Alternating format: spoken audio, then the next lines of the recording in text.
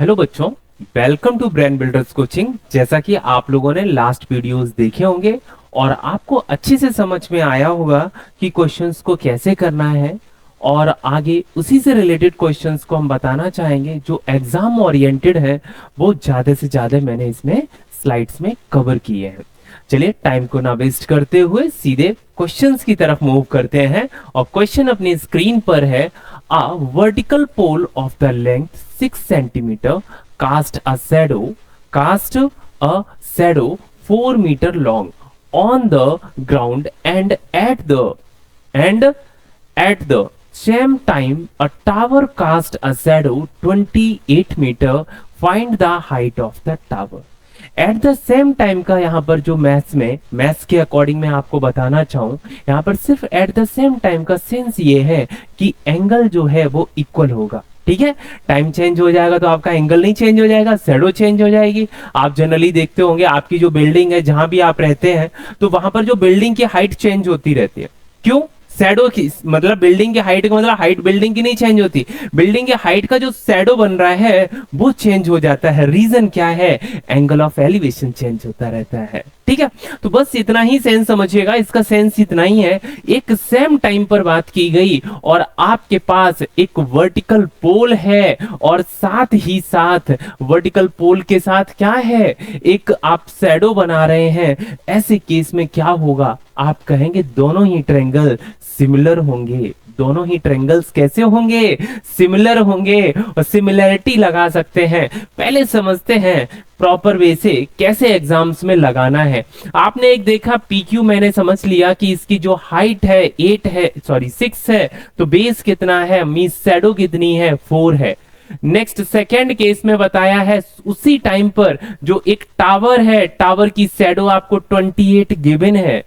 Tower है, tower की shadow given है, कितनी है, 28 है। इसकी हाइट पूछी गई है। बात समझने की है कि दोनों ही केस में ये जो एंगल ऑफ एलिवेशन है वो कैसा होगा, इक्वल होगा। तो आपसे मैं बताना चाहूं दोनों ही केस कैसे हैं, सिमिलर के हैं। दोनों ही सिमिलर के हैं। माइंड में बहुत से थॉट्स आई, क्यों? देखिए ये 90 तो है, ये भी 90 है और ये एंगल इसके इक्वल है, तो by a we say that both are the similar. हम बोल सकते हैं दो एंगल्स बराबर हैं, तो दोनों ही ट्रायंगल्स कैसे होंगे, सिमिलर होंगे। ये चीज आप राइट कर सकते हैं ना। अब बात आती है यदि सिमिलर है तो करस्पॉन्डिंग साइड्स का रेशियो कैसा होगा, इक्वल होगा। ये ट्रायंगल्स इसके सिमिलर हो गया, तो आप बता सकते हैं दोनों ही ट्रायंगल्स में दो एंगल्स आपने इक्वल बता दिए, so we say that both are the similar triangles. Now corresponding sides का रेशियो कैसा होगा, इक्वल होगा, सेम प्रोपोर्शंस में होंगे। आप वैल्यूज को, रेशियोज को राइट कर सकते हैं और वैल्यू को पुट कर सकते हैं। तो ए बी की वैल्यू तो आपको फाइंड आउट करनी है। क्यू आर ऑलरेडी गिवन है 4, QR क्या है, 4 है। BC कितना है, BC आपका 28 है। इस तरह से आप वैल्यूज को पुट कर देंगे और AB की वैल्यू आ जाएगी। और AB की वैल्यू कितनी आ जाएगी, देखिएगा, समझ लीजिए। आपने देखा 7 6 कितना होता है, 42, तो 42 मीटर आ गई। क्या सर ऐसा भी कोई कॉन्सेप्ट है कि इस क्वेश्चन को विदाउट कॉपी और पेन किया जा सके? हाँ, बिल्कुल पॉसिबल है। समझिएगा, जब भी शैडो वाला केसेस आएगा, मींस जब भी ट्रायंगल सिमिलर होंगे, तो जरूरी नहीं कि आप सिमिलरिटीज अप्लाई करके पूरा रिप्रेजेंट करें। ऐसा भी हो सकता है ये क्वेश्चन आपका MCQs में आ जाए, तो रिप्रेजेंटेशन का कोई सेंस तो है नहीं। अंडरस्टैंडिंग जरूरी है कि आपके दिमाग में एक बार आ जाए कि हाँ पैटर्न क्या है इसका, इस पैटर्न को फॉलो कैसे करते हैं। एक रेशियो तो ऑलरेडी दिया है, तो 7 4 28 होता है ना, तो 7 6 42 हो जाएगा। बस इतना ही क्वेश्चन था, ये 10 सेकेंड्स का क्वेश्चन था। ठीक है, बट आपको क्या करना है, यदि ये 4 मार्क्स में आता है तो आपको इस तरह से ही राइट करना होगा। चलिए, उम्मीद करते हैं ये चीज क्लियर होगी। अगले क्वेश्चंस की ओर मूव करते हैं और आगे आपका क्वेश्चन आता है स्क्रीन पर, देखिएगा। लिखा है a girl of a height 90 centimetre, a girl of a height 90 centimetre is walking away is walking, दिख रहा है ना, walking away from the base of the lamp post at the speed of 1.2 metre per second. If the lamp post is 3.9 metre above the ground, find the length of her shadow after 4 second. Question समझ में आ गया होगा। मतलब ये समझिएगा, एक lamp post है और लैम्प पोस्ट से एक बच्ची है, बच्ची चलना स्टार्ट करती है उसकी शैडो की तरफ। और एक केस ऐसा जरूर आता होगा और आप लोगों ने भी बचपन में जरूर ट्राई किया होगा, जब आप उस शैडो की तरफ आप चलना स्टार्ट करते हैं, एक टाइम आता है कि आपके गर्दन, आपके जो हेयर है ना, हेयर की शैडो आपको दिखने लगती, फिर आप रुक जाते हैं, फिर कहते हैं अच्छा यहां पर हमारी शैडो परफेक्ट है, मतलब हमारी शैडो नहीं दिख रही है, तो मैं थोड़ा सा भी आगे बढ़ूंगा तो मेरे हेयर की शैडो पड़ना स्टार्ट हो जाती है। तो एक ऐसा भी केसेस आता होगा, जिसने भी ना किया हो तो कर सकते हैं। ये सीजन भी अच्छा है और इस सीजन में तो आपको अच्छे से समझ में भी आएगा ना। तो ये चीज समझ में आई, ऐसा केस बनेगा तो दोनों ही ट्रायंगल्स कैसे होंगे, सिमिलर बनेंगे, और दोनों ही सिमिलर बनेंगे तो आप सिमिलरिटीज लगा सकते हैं। पहले हम समझाना चाहेंगे प्रॉपर वे से आपको राइट कैसे करना है, इस चीज को आपको समझना होगा, फिर देखते हैं आगे की तरफ। ठीक है, ठीक है, आप क्वेश्चंस प्रॉपर विजिबल होगा तो बताना चाहेंगे। तो सबसे पहले आपने क्या देखा, हम इस क्वेश्चंस को पहले से लैंग्वेज के थ्रू समझाना चाहें तो आपके माइंड में वही थॉट्स आने चाहिए। पहले मैं डायग्राम्स बना के दिखा देता हूं, यहां पर देखिएगा, थोड़ा सा 1 मिनट पीछे बस। ठीक है, तो मैंने क्या देखा, एक मेरे पास लैम्प पोस्ट है, एक मेरे पास क्या है, लैम्प पोस्ट है ए बी। ध्यान से देखिएगा, ए बी क्या है, एक लैम्प पोस्ट है, और जो बच्ची है, जो एक बच्ची है वो सीढ़ी है। बच्ची क्या है, यहां पर एक सीढ़ी है। अब यहां पर क्या देखा, बच्ची पहले यहां पर थी और चलते चलते चलते चलते यहां पर आ गई पॉइंट डी पर। इस पॉइंट पे जब वो खड़ी है तो वो देख रही है कि उसकी खुद की शैडो और लैम्प पोस्ट की शैडो बराबर है, उसी सिचुएशंस में आ गए। तो ऐसे केस में आप देखेंगे ये भी 90 होगा, ये 90 होगा, और एंगल ई क्या होगा, कॉमन होगा। तो ये ट्रायंगल इस ट्रायंगल के क्या हो जाएगा, सिमिलर हो जाएगा। कैसा हो जाएगा भाई, सिमिलर हो जाएगा, एक जैसा हो जाएगा। जब दोनों ही ट्रायंगल्स एक जैसे हैं, सिमिलरिटीज अप्लाई कर देंगे। अब मैं बात पूछूं कि क्या क्या वैल्यूज आपको पता है, तो ये देखिए 3.6 ऑलरेडी दिया गया है। ये कितना है, 3.6 है। और इसकी मैं बात करना चाहूं, बच्ची की हाइट दी गई है 90 सेंटीमीटर। चाहो तो मीटर में ही बदल दीजिए, चाहो तो सेंटीमीटर में रहने दीजिए। यदि सेंटीमीटर में रहना है तो सभी को सेंटीमीटर में कीजिए, मीटर में बदलना है तो सभी को मीटर में। जैसा आपको बेटर लगे वैसा आप कर सकते हैं, और सिमिलरिटीज लगा देंगे और आंसर आ जाएगा। मैंने क्या किया, थोड़ा सा समझिएगा, मैंने इस डिस्टेंस को, किस डिस्टेंस को, ध्यान से समझिएगा, मैंने थोड़ा सा बैक आते हैं और यहां पर समझिएगा मैंने क्या क्या बताया। मैंने बताया दोनों ही ट्रायंगल सिमिलर होंगे, क्यों होंगे वो मैंने ऑलरेडी बता दिया। बस यही चीज मैंने राइट की, एक डिग्री, एक 90 डिग्री है और एक एंगल कॉमन है। जैसे ही ये सिमिलर आ जाएंगे तो आप करस्पॉन्डिंग साइड्स के रेशियो को, जो उनके प्रोपोर्शंस में जो साइड्स हैं उनके रेशियोज को राइट कर देंगे, वैल्यूज को पुट कर देंगे। और यहां पर जो मैंने एक्स कंसीडर किया है वो ऑलरेडी लिखा है, डीई को कंसीडर किया था। इसको कंसीडर किया है डीई। जैसे ही आप वैल्यूज को पुट करेंगे, क्रॉस मल्टीपल करेंगे और यहां से डी की वैल्यू आ जाएगी 3x, this is equal 4.8, means x की वैल्यू आ जाएगी 1.6। और x क्या था, x क्या था, आपने कहा 1.6 है, ये डीई की वैल्यू है। ये किसकी वैल्यू है, डीई। और आपसे पूछा क्या है, find the length of her shadow. Her shadow मतलब बच्ची, जो लड़की है उसकी शैडो कितनी होगी। तो आपके माइंड में थॉट आना चाहिए, बस ये होगी।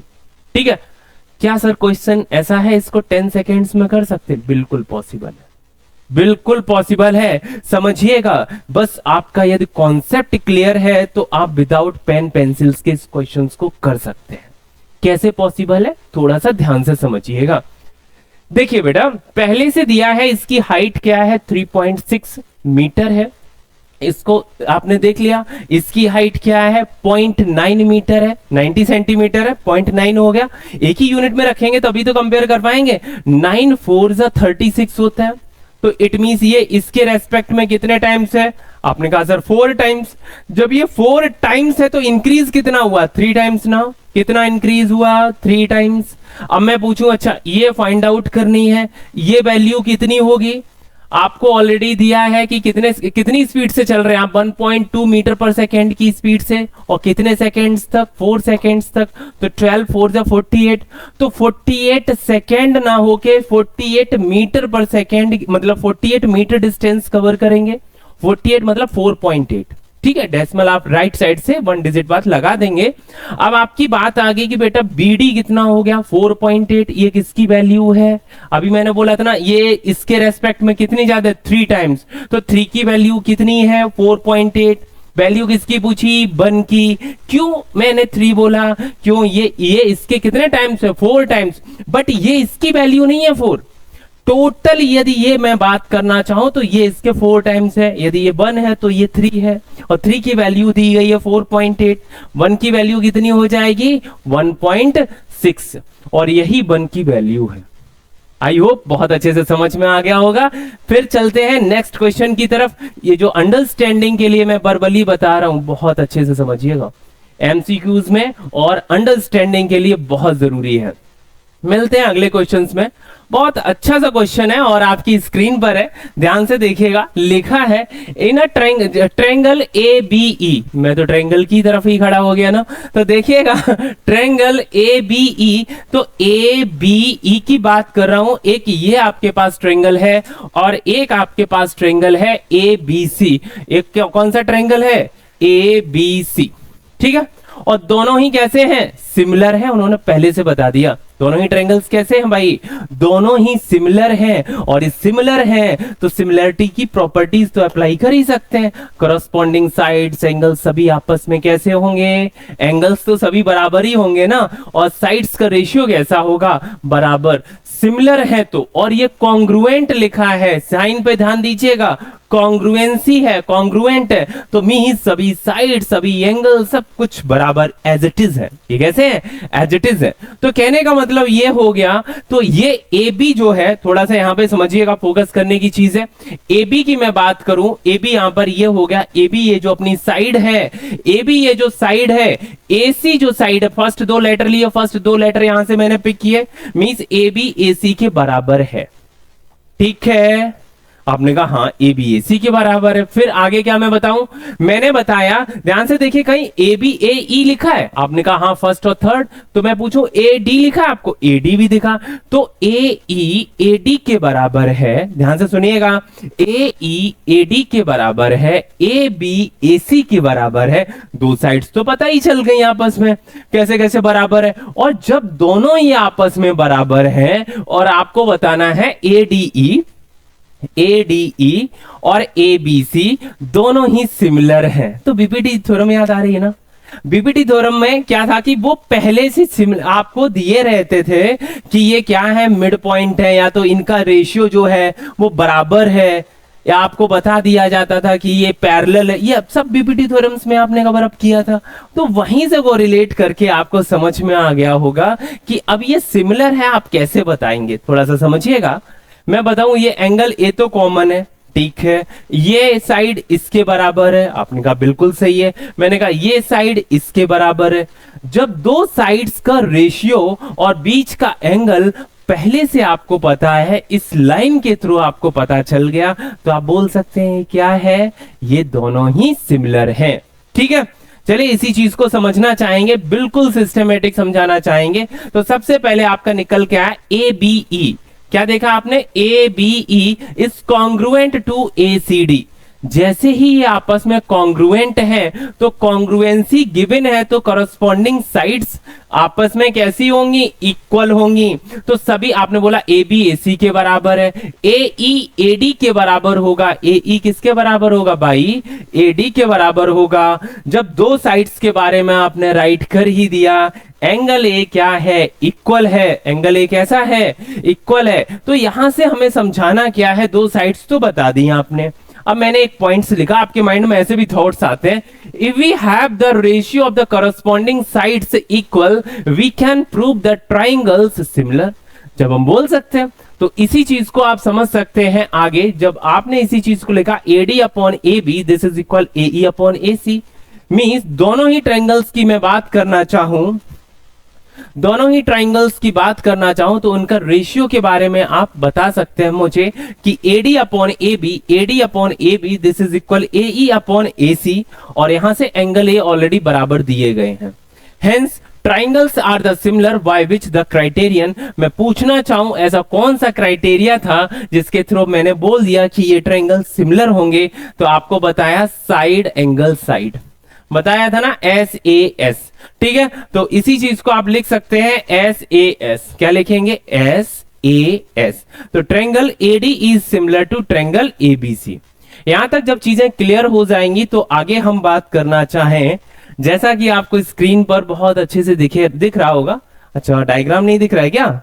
अच्छा कोई बात नहीं, डायग्राम्स का अभी कलर चेंज कर देंगे, ठीक है, तो आपको दिखने लगेगा। थोड़ा सा समझिएगा, लिखा है angle PST is equal to PTS। Angle PST किसके इक्वल है? PTS के इक्वल है, तो ठीक है। और ये दोनों ही ट्रायंगल्स, एक ये ग्रीन कलर में दिख रहा होगा, एक ये येलोइश कलर में आपको दिख रहा होगा, दोनों ही ट्रायंगल्स कैसे हैं? कॉन्ग्रुएंट हैं। कैसे हैं? कॉन्ग्रुएंट हैं। आपको प्रूफ क्या करना है? ट्रायंगल PTS और ट्रायंगल PRQ, ट्रायंगल PRQ ये कैसे हैं आपस में? PTS PRQ, ये छोटा सा ये बड़ा सा ट्रायंगल, एक छोटा सा दिख रहा होगा और एक बड़ा सा ट्रायंगल दिख रहा होगा, एक छोटा सा ट्रायंगल है और एक ये आपको बड़ा सा ट्रायंगल दिख रहा, आपस में कैसे हैं? सिमिलर हैं, बस ये बताना है। तो बताना चाहूं मैं, आपको समझाना चाहते हैं तो देखिएगा, ध्यान से देखिए, आपको दिया है PST, पहले से देखिए PST ये आपके बराबर है PTS। इसका मतलब ये हो गया कि ये एंगल इसके बराबर है, मतलब PS PT के बराबर होगा। दो एंगल्स बराबर है तो अपोजिट साइड्स कैसी होंगी? बराबर होंगी। जब दो अपोजिट साइड्स बराबर होंगी और दो ट्रायंगल्स आपस में कैसे दिए हैं? कॉन्ग्रुएंट दिए हैं, मतलब सभी एंगल्स सभी साइड्स आपस में बराबर हो जाएंगी। अब बात करना चाहेंगे आगे, सिमिलरिटी पूछी गई बस। अब ये बताइए, जैसे ही मैं बात करूं ये TR किसके बराबर होगा? SQ के। आपने कहा ऐसा कैसे? अरे यहां से देख लीजिए, TR SQ दिख रहा है, सेकेंड और थर्ड लेटर कौन सा है? सेकेंड एंड थर्ड, और सेकेंड एंड थर्ड क्या है? TR। तो SQ TR के बराबर है। कौन? SQ TR के बराबर होगा। जब दो साइड्स आपने बराबर राइट कर दी, दो साइड्स बराबर, ये देखिए ये इसके बराबर है, ये लाइन इसके बराबर है जब दोनों ही sides this upon this is equal this upon this, तो बीपीटी थ्योरम्स के जस्ट अपोजिट ध्यान रखिए, तो आपको ये चीज समझ में आ जाएगी कि ये जो है दोनों ही ट्रायंगल्स कैसे होंगे? सिमिलर होंगे। दोनों ही कैसे आ जाएंगे? सिमिलर। सबसे पहले आपने लिखा BS this is equal PT, ये क्यों इक्वल है? क्योंकि इनके अपोजिट एंगल्स इक्वल है, ठीक है, ये पॉइंट क्लियर हुआ। यदि दोनों ही ट्रायंगल्स आपस में कॉन्ग्रुएंट है तो ये साइड जो SQ है और वो TR के बराबर होगी। इस चीज को आप कॉन्ग्रुएंसी से कवर अप कर सकते हैं। जब दो साइड्स के बारे में आपको पता चल गया है कि उनका रेशियो आपस में बराबर है, तो आप बोल सकते हैं कि PQ PR के बराबर होगा। मैं पूछूं PQ PR के भी बराबर हो जाएगा, क्यों? ये इसके बराबर, ये छोटा सा पार्ट इसके बराबर, दोनों का सम कर दीजिए तो क्या आ जाएगा? PQ PR के बराबर आ जाएगा। तो इस तरह से आप इसको राइट कर देंगे। तो in a triangles PTS and a triangle PRQ दोनों का रेशियो जो है वो आप लिख सकते हैं। और एंगल P आपको क्या दिख रहा है? कॉमन दिख रहा है। एंगल P यदि कॉमन है और दो साइड्स का रेशियो आपको पता ही चल गया, तो triangle PTS is similar to triangle PRQ by SAS criterion, by SAS criterion. आगे हम बात करना चाहेंगे, आपकी स्क्रीन पर अच्छा सा क्वेश्चन आता है और बहुत देखने से काफी बच्चों को पहले से देखने के बाद छोड़ देते हैं, क्या मैं नहीं करूंगा, जबकि बहुत छोटा क्वेश्चन है, थोड़ा सा समझिएगा। लिखा है CD and GH are the respectively the bisectors of a triangle, bisectors of a angle ACB। Finger पे ध्यान दीजिए, ACB। CD ये बाइसेक्टर्स है और ये आपका जो GH है बाइसेक्टर है एंगल FGE के, ठीक है। तो यहां पर लिखा such that D and H lie on a sides AB and EF of a triangle ABC and a triangles EGH, क्या लिखा है ई एफ जी, क्या लिखा है ई एफ जी और रेस्पेक्टिवली, और ट्रायंगल्स दोनों आपको कैसे हैं सिमिलर हैं, ऐसा पहले से ही दिया गया है।